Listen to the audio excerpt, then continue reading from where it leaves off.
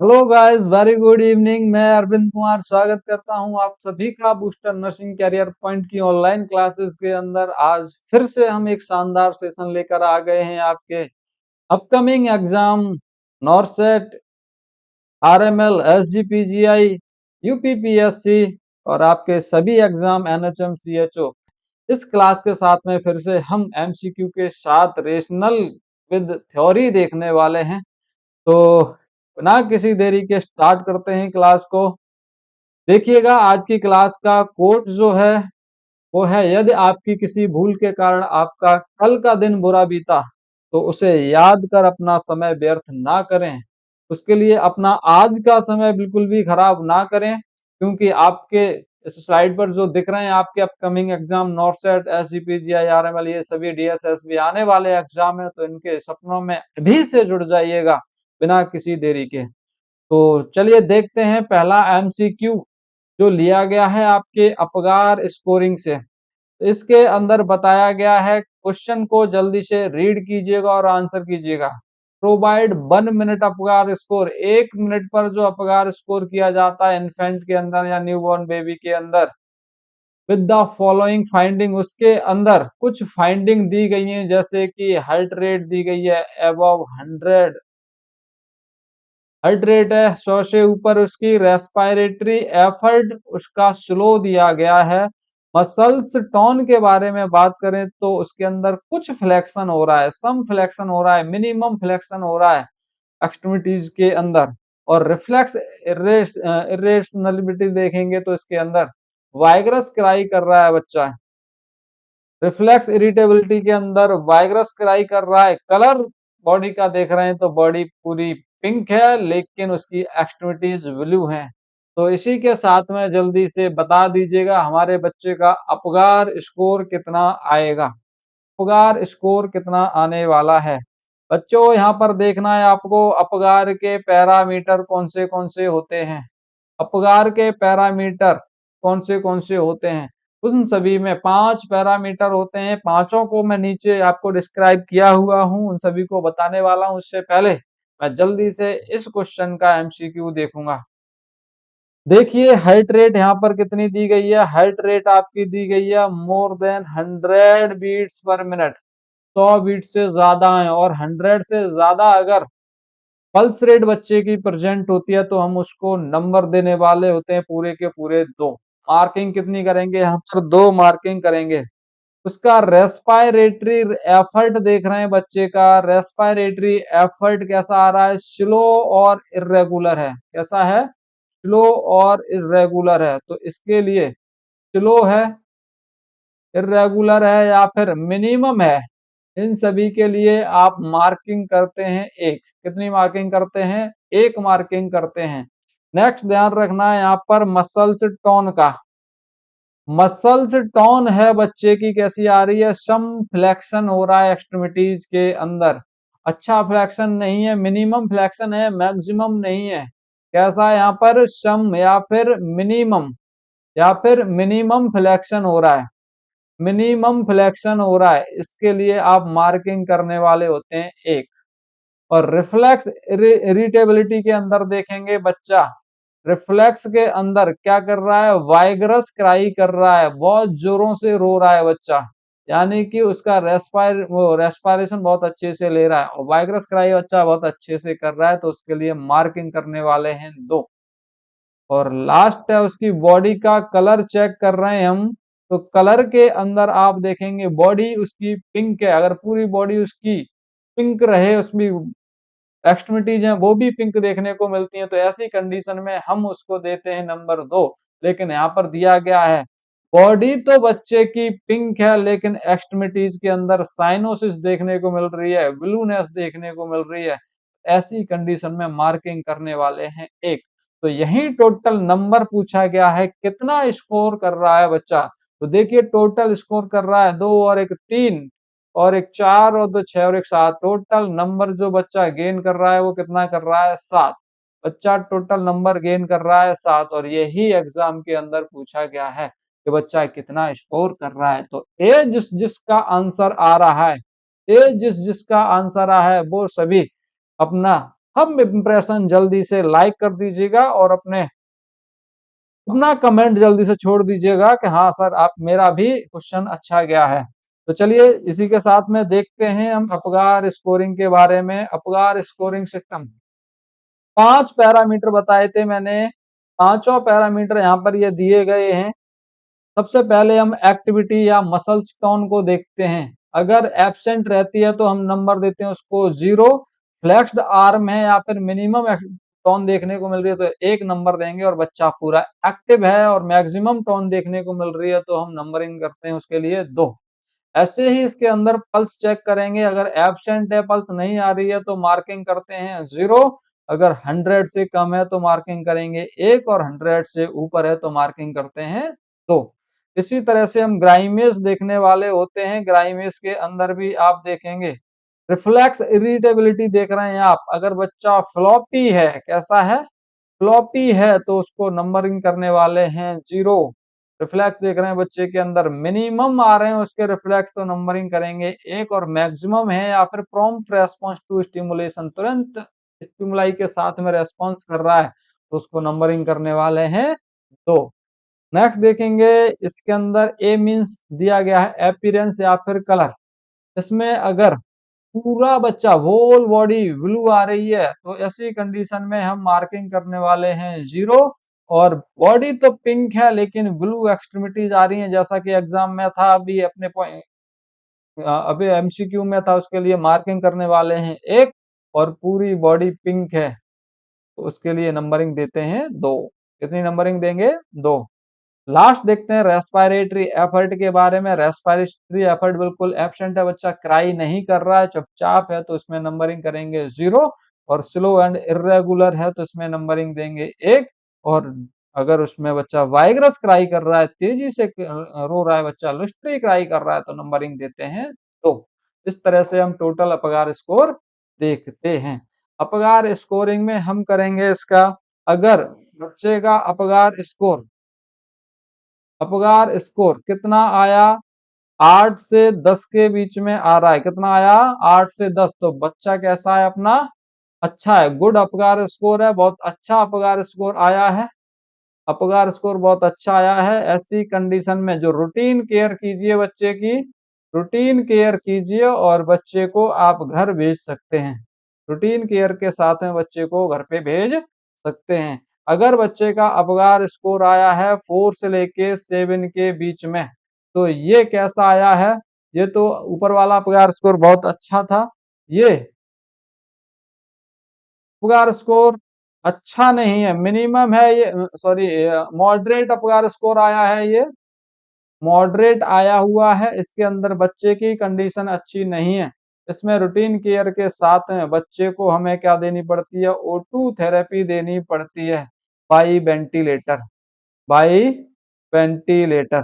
तो बच्चा वेंटिलेटर पे चला जाता है, O2 थेरेपी देनी पड़ती है उसके लिए। अगर अपगार स्कोर 0 से 3 के बीच में आया है तो यहाँ पर ध्यान रखना ये पुअर अपगार स्कोर है। कैसा है, पुअर अपगार स्कोर है। यहाँ पर बच्चे को सीपीआर देना पड़ता है। क्या देना पड़ेगा बच्चे को, सीपीआर देना पड़ेगा। गाइस तो ध्यान रखना है, अपगार के अंदर, अपगार स्कोरिंग के अंदर आपसे पूछ सकता है पैरामीटर के बारे में और साथ ही आपसे कोई इस तरह से एमसीक्यू दे सकता है जो आपको तुरंत ही सॉल्व करके दे देना है एग्जामिनर को। क्लियर, तो यहाँ से आपका एक क्वेश्चन तुरंत ही क्लियर हो जाएगा। चलते हैं दूसरे क्वेश्चन की तरफ। देखिएगा दूसरे एमसीक्यू में क्या दिया गया है, a client has been diagnosed with being preeclamptic. एक क्लाइंट है जिसको प्रीक्लैम्सिया है। Physician order magnesium sulphate, doctor ने मैग्नीशियम सल्फेट दिया गया है। यहाँ पर MgSO4 का use in the management of preeclampsia. Preeclampsia के अंदर MgSO4 का मैनेजमेंट क्या रहेगा। ऑप्शन में दिए गए ये सीजर को प्रिवेंट करेगी या फिर यूट्राइन कॉन्ट्रैक्शन को प्रिवेंट करेगी या सेडेशन का काम करेगी या फिटल लंग्स को प्रोटेक्ट करने का काम करेगी। तो आंसर जल्दी से दे दीजिएगा। अगर आपका आंसर सही आ रहा है तो जल्दी से आप कमेंट बॉक्स के अंदर अपना आंसर डालिए और बोल दीजिएगा सर मेरा राइट आंसर है, ABCD जो भी है अपना जल्दी से दे दीजिएगा। चलिए देखते हैं इसका रेशनल की तरफ। MgSO4 MgSO4 कैसी ड्रग है? ये एंटी कन्वर्जेंट ड्रग है। कैसी ड्रग है? एंटी कन्वर्जेंट ड्रग है। प्रीक्लेम्सिया के अंदर दी जा रही है। Use in the management of pre-eclampsia, pre-eclampsia के मैनेजमेंट में दी जा रही है। तो ये सीजर को प्रोड्यूस करने के लिए दी जा रही है, ना कि यूट्राइन कॉन्ट्रैक्शन को इनहिबिट करने के लिए। तो यहाँ पर राइट आंसर ए रहेगा। काम तो ये भी है, यूट्राइन कॉन्ट्रैक्शन को ये क्या कर देती है? इनहिबिट कर देती है। It inhibit the uterine contraction, uterine contraction, uterine contraction को इनहिबिट कर देगी। MgSO4 ध्यान रखना है आपका। तो ये MgSO4 यूट्राइन कॉन्ट्रैक्शन को इनहिबिट कर देती है। सेडेशन का भी काम करती है, CNS को सप्रेस भी कर देती है, CNS को सप्रेस करने का भी काम करती है भाई, ये भी ध्यान में रखना है आपको। फीटल लंग्स प्रोटेक्शन, बच्चे के लंग्स से रिलेटेड इसका कोई भी इफेक्ट नहीं है, बच्चे के लंग्स के लिए हार्मफुल भी नहीं है ये, इसलिए अपना आंसर कौन सा रहेगा? अब तीनों ऑप्शन नीचे वाले से रिलेटेड नहीं है। मतलब इस जो क्वेश्चन पूछा गया है कि इसमें मैनेजमेंट ऑफ प्रीक्लेम्सिया, प्रीक्लेम्सिया के मैनेजमेंट के लिए दिया जा रहा है, तो इसका एक्शन क्या रहेगा? यहाँ पर सीजर को प्रिवेंट करने के लिए दिए रहे हैं इसको, ना कि यूट्राइन कॉन्ट्रैक्शन को इनहिबिट करने के लिए, रोकने के लिए। Clear guys? तो यहाँ पर राइट आंसर कौन सा होने वाला है? A is the right answer. अगर आपका ये क्वेश्चन सही था तो जल्दी से कमेंट बॉक्स के अंदर अपना आंसर कर दीजिए। चलते हैं अपने नेक्स्ट MCQ की तरफ। In the client with a diagnosis of coronary artery disease, the nurse would anticipate the complication of bradycardia. Nurse क्या कर रही है? एंटीसिपेट कर रही है कॉम्प्लिकेशन ऑफ ब्रेडीकार्डिया, ध्यान रखना है। With occlusion of which coronary artery, यानी कौन सी कोरोनरी आर्टरी के अंदर ऑक्लूजन हो गया है जिसकी वजह से ब्रेडीकार्डिया देखने को मिल रहा है। तो ध्यान रखना है गाइज आपको, यहाँ पर आपको ध्यान रखना है आपके हार्ट के अंदर सप्लाई करने वाली जो नर्व है उस वो आर्टरी है, उसका नाम क्या होता है गाइस? उसका नाम होता है कोरोनरी आर्टरी। क्या नाम होता है? Coronary artery. तो कोरोनरी आर्टरी है, ये सप्लाई करती है, कोरोनरी आर्टरी सप्लाई करती है किसके लिए? आपके हार्ट के लिए। कोरोनरी आर्टरी की दो ब्रांचेस होती हैं, एक राइट कोरोनरी आर्टरी, दूसरी होती है left coronary artery. Right coronary artery और left coronary artery. Right coronary artery, ये जो आर्टरी है ये सप्लाई करती है और नीचे की तरफ मार्जिन की तरफ निकल जाती है। इसी के पीछे से इससे निकलने वाली ब्रांच होती है जो कि पीछे की तरफ जाती है, इस तरह से राइट कोरोनरी आर्टरी। यहाँ पर ऐसे नोड है, इधर ए बी नोड है, इन्हीं को भी सप्लाई करने वाली यही आर्टरी है, right coronary artery. Left coronary artery जो ये आई है, लेफ्ट कोरोनरी आर्टरी सप्लाई करती है आपके लेफ्ट एट्रियम और लेफ्ट वेंट्रिकुलर के एंटीरियर पार्ट पर सप्लाई करेगी, और ये आपके पीछे की तरफ इसमें से एक ब्रांच चली जाती है जो पीछे की साइड में एट्रियम और वेंट्रिकुलर को सप्लाई करने का काम करती है। तो इस तरह से ध्यान रखना है। अब इसमें ध्यान रखिए, कंडक्शन सिस्टम को सप्लाई करने वाली ब्रांच जो है वो राइट कोरोनरी आर्टरी है। कौन सी? कंडक्शन सिस्टम आपका एसए नोड और ए बी नोड है, यहीं से इंपल्स जनरेट होती है। अगर यहाँ पर सप्लाई अच्छी होती रही तो यहाँ पर कंडक्शन अच्छे से निकलता रहेगा। अगर यहाँ पर राइट कोरोनरी आर्टरी के अंदर कहीं ब्लॉकेज आ गया तो ब्लॉकेज आने की वजह से यहाँ की सप्लाई कम हो जाएगी और कंडक्शन सिस्टम फेल हो जाएगा, हार्ट रेट डिक्रीज हो जाएगी और कंडीशन देखने को मिलेगी कौन सी? ब्रेडीकार्डिया। ब्रेडीकार्डिया, हार्ट रेट क्या हो जाती है ऐसी कंडीशन में? कम हो जाएगी, तो कंडीशन देखने को मिलेगी ब्रेडीकार्डिया। तो आपको पता चल गया होगा गाइस कौन सी कोरोनरी आर्टरी के अंदर ब्लॉकेज होगा तो जिसकी वजह से ब्रेडीकार्डिया देखने को मिलेगा। राइट कोरोनरी आर्टरी के अंदर ब्लॉकेज हो गया तो आपको देखने को मिलेगा क्या? ब्रेडीकार्डिया। लेफ्ट सर्कमफ्लेक्सस आर्टरी या लेफ्ट मैन कोरोनरी आर्टरी, ये जो लेफ्ट मैन कोरोनरी आर्टरी इसी को लाडा के नाम से जानते हैं, लाडा के नाम से जानते हैं। लाडा एंटीरियर, मैंने आपको बताया लेफ्ट एट्रियम, लेफ्ट वेंट्रिकल के एंटीरियर पार्ट पर सप्लाई कराएगी। और इंटरवेंट्रिकुलर सेप्टम को सप्लाई कराएगी। सर्कमफ्लेक्सिस आर्टरी, ये आपके पोस्टीरियर वॉल को ब्लड सप्लाई कराने का काम करती है। गाइस आपको क्लियर हुआ होगा ये क्वेश्चन के आपको ब्रेडिकार्डिया कहाँ से देखने को मिलेगा, सीधा आपको क्वेश्चन देखने आंसर इसका मिल गया है।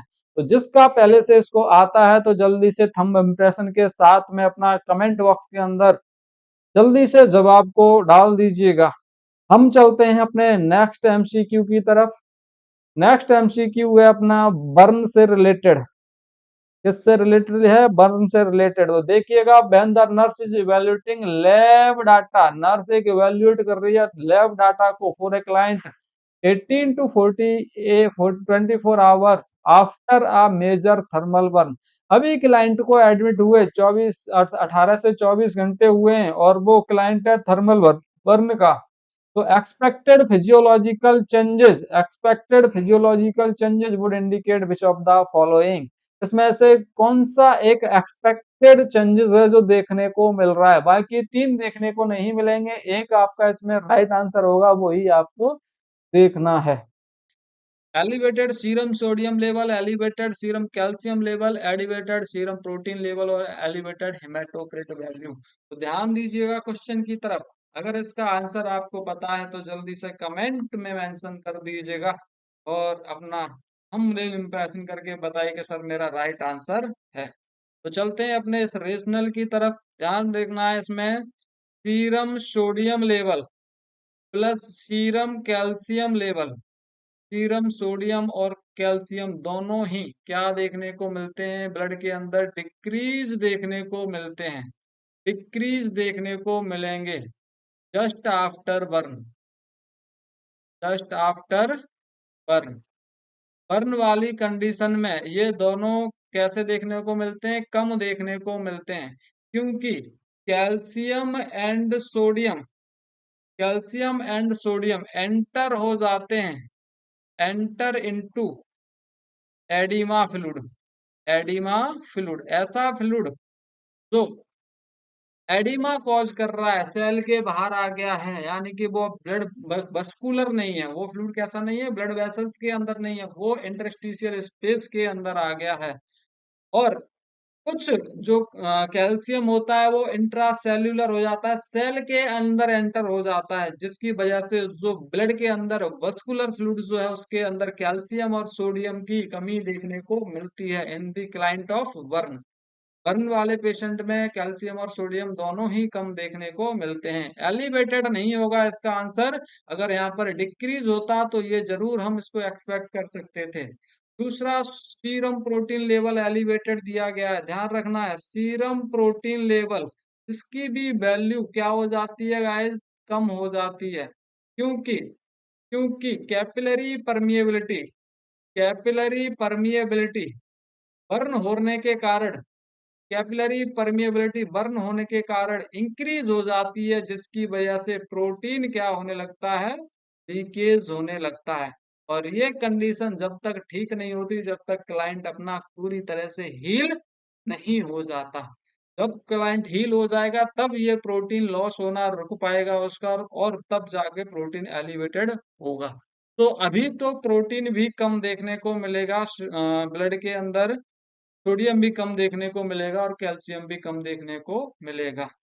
हेमाटोक्रिट वैल्यू आपकी लो देखने को मिलती, सॉरी एलिवेटेड देखने को मिलती है, क्योंकि ब्लड वेसल्स का जो फ्लूइड था वो कहाँ पर आ जाएगा आपका, वो अपना इंटरस्टिशियल स्पेस में आके एडिमा कॉज करता है। अब ब्लड वेसल्स के अंदर फ्लूइड कम हो गया है और आरबीसी डब्ल्यूबीसी प्लेटलेट जो हैं वो सेम है, तो सेम अमाउंट में आरबीसी है, बट फ्लूइड कम होने के कारण कंसंट्रेशन क्या होने वाली है, कंसंट्रेशन हेमाटोक्रिट इंक्रीज, हेमाटोक्रिट की कंसंट्रेशन बढ़ जाएगी।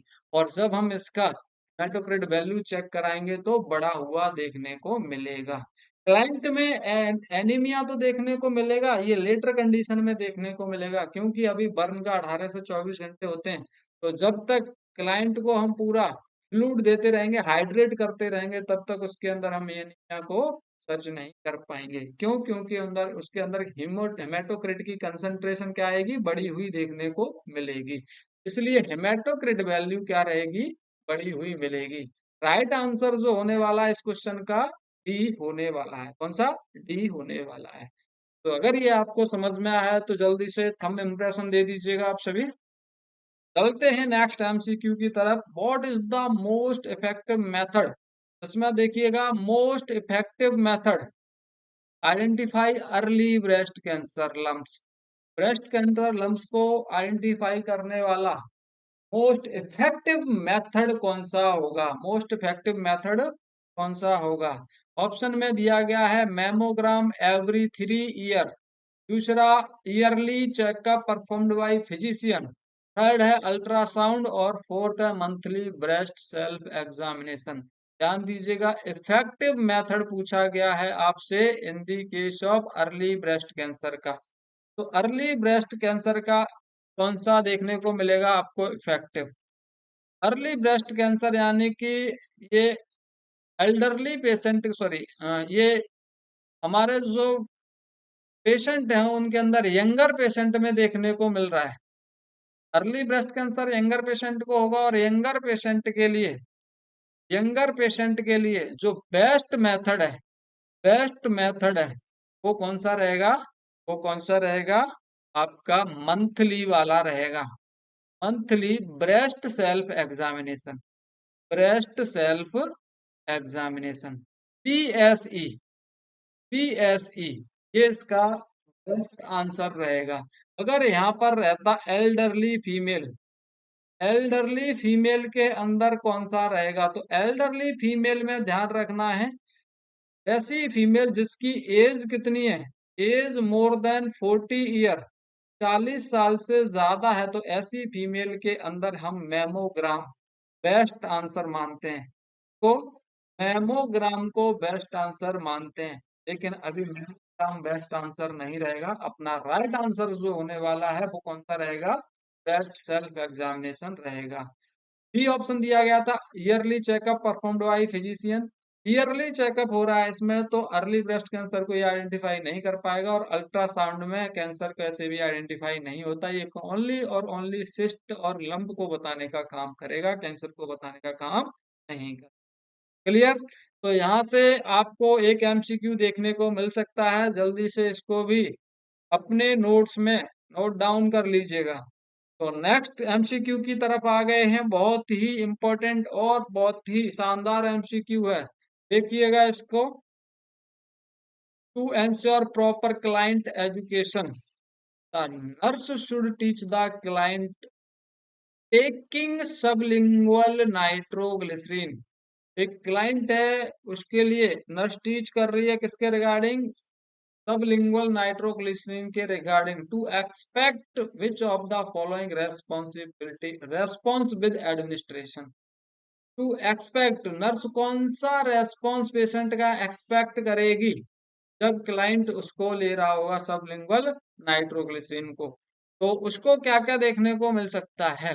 पहला है tingling burning when place under the tongue, दूसरा है टेम्पररी ब्लरिंग विजन, थर्ड है जनरलाइज अर्टिकेरिया, और यूरिनरी फ्रीक्वेंसी। क्या देखने को मिलेगा? तो जब भी एक्सपेक्ट मतलब नॉर्मल इफेक्ट उसका देखने को मिल रहा है, एक्सपेक्टेड इफेक्ट देखने को मिल रहा है। एक्सपेक्टेड इफेक्ट जो है नाइट्रोग्लिसरीन का वो क्या है? Tingling and burning sensation under the. अगर क्लाइंट सबलिंगुअली नाइट्रोग्लिसरीन ले रहा है तो उसको टिंगलिंग और बर्निंग सेंसेशन टंग पर फील होगा। अगर क्लाइंट को टिंगलिंग और बर्निंग सेंसेशन फील नहीं हुआ, तो आप सबलिंगुअल की जो पैकेट है उसको चेक कर लीजिए, कहीं एक्सपायर तो नहीं है या फिर खराब तो नहीं हो गई है। अगर हमारी जो नाइट्रोग्लिसरीन है, अगर वो इफेक्टिव है तो वहां पर टिंगलिंग सेंसेशन करेगी, बर्निंग सेंसेशन करेगी यहाँ पर टंग के ऊपर, और ये बताएगा एक्सपेक्टेड इफेक्ट। ये देखने को मिलता है हर क्लाइंट के अंदर। दूसरा temporary blurred vision, generalize urticaria and urinary frequency, these are not expected effect, not expected effect, ये expected effect नहीं है। और नॉट साइड इफेक्ट, ये साइड इफेक्ट भी नहीं है, अपने एमसीक्यू से रिलेटेड तीनों के तीनों नहीं है, ये एमसीक्यू से रिलेटेड तीनों के तीनों नहीं है। तो आपको ध्यान रखना है, ध्यान रखना है, A is the right answer of this question. कौन सा सही आंसर होने वाला है? ए आंसर सही होने वाला। तो चलते हैं अपने नेक्स्ट एमसीक्यू की तरफ। The usual treatment for diabetic insipidus is with IM or sublingual injection of vasopressin tannate in oil. Nursing care related to the client receiving IM vasopressin tannate. क्या नर्सिंग केयर रहेगी जब एक client IM vasopressin को IM ले रहा है, vasopressin को दिया जा रहा है एक नर्स के लिए? तो जल्दी से बताइए वहां पर क्या रेस्पॉन्सिबिलिटी रहेगी नर्स की? पहला ऑप्शन है इसके अंदर, weigh once a week and report to the physician any weight gain of 10 lbs। कह तो सही रहा है लेकिन क्लाइंट है अपना डायबिटीज इंसिपिडस का, किसका? डायबिटीज इंसिपिडस का। इसमें बहुत ज्यादा पॉलीयूरिया देखने को मिलता है। तो पॉलीयूरिया वाली कंडीशन में वेट जो है, वेट जो है वो डेली चेक किया जाता है, ना कि वीकली। और इसमें क्वेश्चन में दिया गया है वीकली, वीकली दिया गया है यहाँ पर। ये वाला ऑप्शन क्या हो गया अपना? गलत हो गया है। पॉलीयूरिया हो रहा है, वेट लॉस हो सकता है, इसलिए हम इसको क्या करेंगे? वेट ये बोला जाता है। दूसरा, limit fluid intake to 500 ml per day. ये बोल रहा है कि फ्लूइड को लिमिट कर दिया गया इन दी क्लाइंट ऑफ डायबिटीज इंसिपिडस। एक तो पॉलीयूरिया हो रहा है और दूसरा ऊपर से फ्लूइड को रेस्ट्रिक्ट कर दिया गया है, ये तो गलत बात है। यहाँ पर इंक्रीज किया जाता है, इंक्रीज फ्लूइड इनटेक, फ्लूइड का इनटेक भी बढ़ाने को बोला जाएगा, ना कि कम करने को बोला जाता है। Clear guys? दो ऑप्शन अपने एलिमिनेट हो चुके हैं। तीसरा देखिएगा, store the medication in refrigerator and allow to stand at room temperature for 30 minute prior to administration. Option कह रहा है कि पहले मेडिकेशन को रेफ्रिजरेटर के अंदर डालिए, उसके बाद जब मेडिकेशन लगाने जानी है तब 30 मिनट पहले उसको अपने रूम टेम्परेचर पर रखिए, के बाद 30 मिनट बाद उसको लगाइए, ऐसा बोल रहा है। तो ध्यान रखना, इस मेडिकेशन को इस मेडिकेशन को कूल टेम्परेचर पर रखने की कोई भी जरूरत नहीं है, कूल टेम्परेचर पर नहीं रखते हैं इसको। तो ऑप्शन अपना सी भी गलत होने वाला है। लास्ट ऑप्शन बचा हुआ है डी। अब तो ये सही होगा जब आपके 3 एलिमिनेट हो गए, एक बचा हुआ है। तो hold the bile under warm water, इसमें वार्म वाटर के अंदर थोड़ी देर बाइल को होल्ड रखना है 10 से 15 मिनट के लिए। आफ्टर दैट शेक वाइग्रसली, उसके बाद उसको शेक करेंगे तेजी से। And before drawing medication into the syringe, syringe में लेने से पहले। हाँ, ये सही आंसर है इसका। ऐसा क्यों किया जाता है? ये मेडिकेशन ऑयली मेडिकेशन है, इसको वाटर में डालने के बाद में इसको वाइग्रस करते हैं तेजी से, तो ये मेडिकेशन क्या होती है? एक्टिव हो जाती है। ऑयल के अंदर क्या होगी? एक्टिव हो जाएगी। और इसकी एक्टिव को लाने के लिए हमने इसको क्या किया? अंडर द वार्म वाटर, इसको वार्म वाटर के अंदर डाला। Clear guys? इसलिए राइट आंसर कौन सा होगा? बी इसका राइट आंसर। देखिएगा next MCQ, the predominant purpose of the first Apgar scoring in. Predominant purpose कौन सा पर्पज है भैया?